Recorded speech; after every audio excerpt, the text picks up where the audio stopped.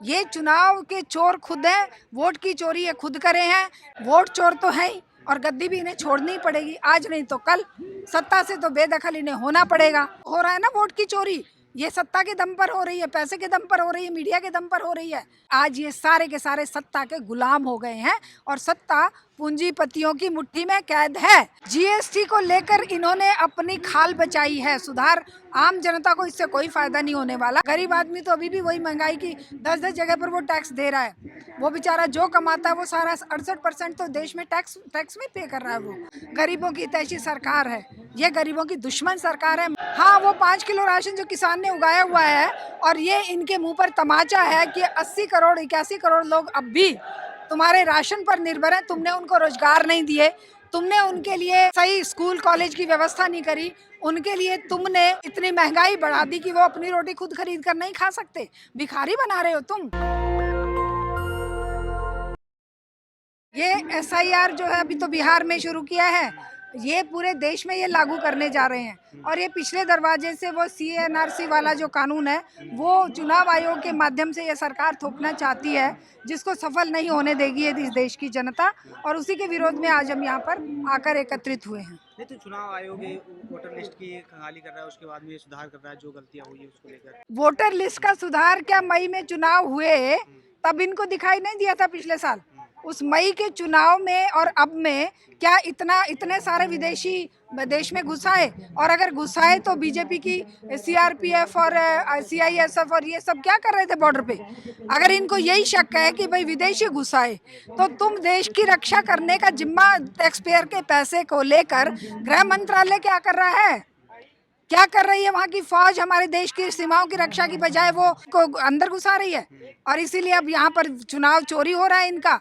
ये चुनाव के चोर खुद हैं, वोट की चोरी ये खुद करे हैं। ये विदेशियों के नाम पर, रोहिंग्या और बांग्लादेशी और मुसलमानों के नाम पर एक धर्म का जो संकट पैदा करना चाहते हैं, जो नफरत भरना चाहते हैं देश के लोगों के दिलो दिमाग में, उसके विरोध में आज हम यहाँ पर प्रदर्शन करने आए हैं। नहीं, जो 70 साल से आए हुए थे, जो बसाए हुए थे कांग्रेस की सरकार में, उन्हीं को छानबीन करके निकाल रहे हैं। देखिए, ये देश हम सबका साझा है, केवल 70 साल की बात नहीं है।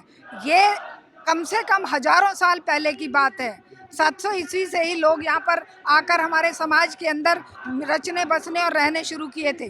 देश के कितने सारे मॉन्यूमेंट्स हैं, लाल किला है, ताजमहल है, फतेहपुर सीकरी है, और हर प्रदेश में हर जगह पर वो जो स्थापत्य कला के बेस्ट नमूने हैं, हमारी साहित्य में, हमारे संगीत में, हमारी फिल्मों में। कहाँ कहाँ से निकालोगे तुम विदेशियों को कहाँ कहाँ से निकालोगे? केवल यहाँ पर तुम ड्रामा कर रहे हो।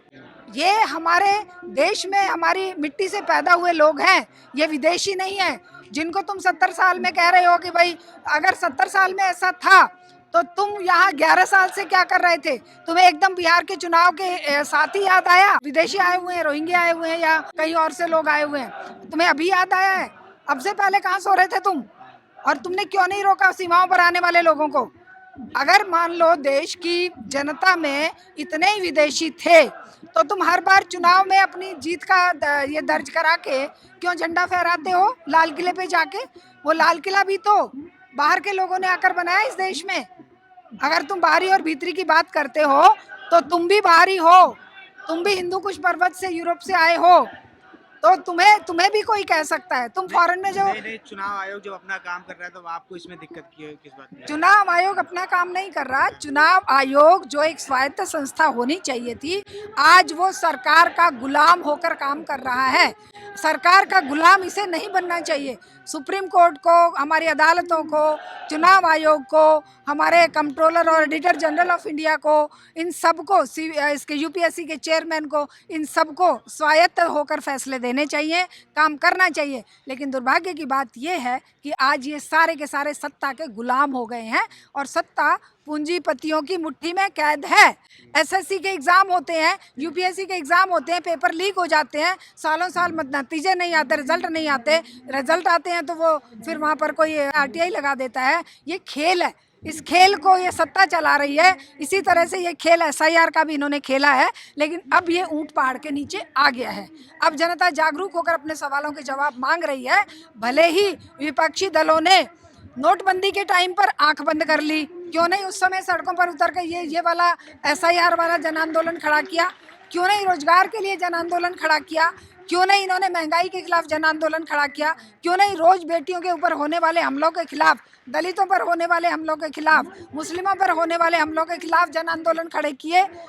जन आंदोलन तुमने खड़ा किया है SIR के अगेंस्ट, हम मानते हैं कि चलिए बहुत अच्छा काम किया, देर आए दुरुस्त है, लेकिन अब ये आंदोलन उन सभी मुद्दों के साथ जुड़ जाना चाहिए। नहीं, GST को लेकर बहुत बड़ा सुधार किया अभी। GST को लेकर इन्होंने अपनी खाल बचाई है, सुधार आम जनता को इससे कोई फायदा नहीं होने वाला।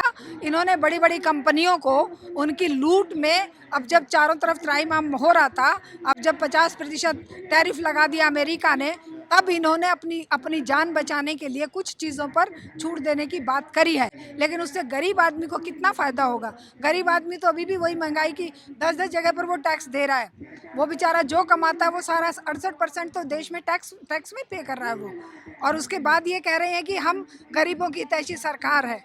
ये गरीबों की दुश्मन सरकार है। मजदूर, किसान, युवा, नौजवान, महिला, गरीब, दलित और पिछड़े और हमारे अल्पसंख्यक, उन सबको ये बर्बाद करने।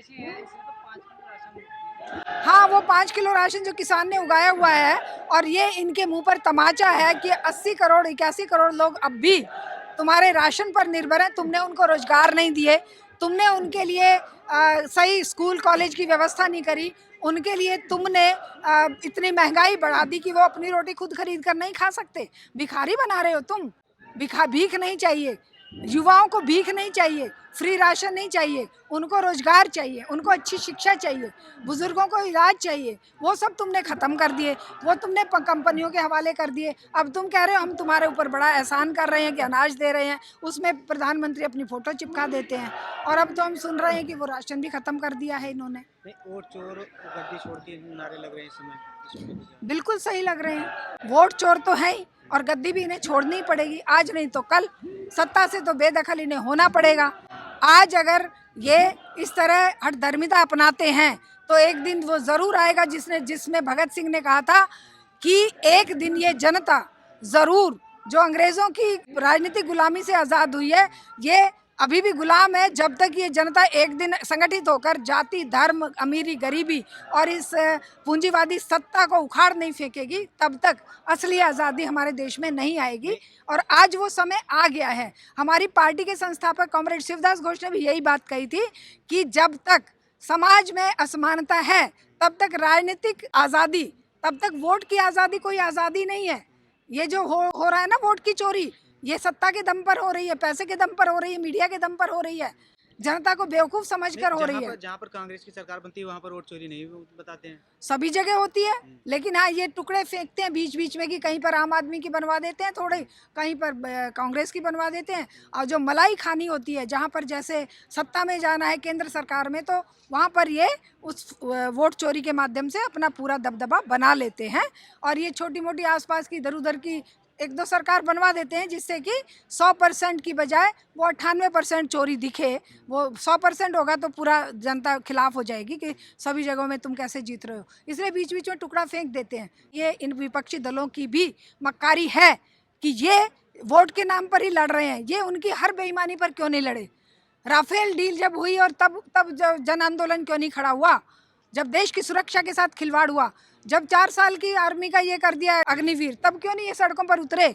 जब तुम्हारे 60 करोड़ युवा बेरोजगार हैं, तब क्यों नहीं उतरे? जब हर दिन हादसे बेटियों के साथ होते हैं, तब तुम सड़कों पर क्यों नहीं उतरे?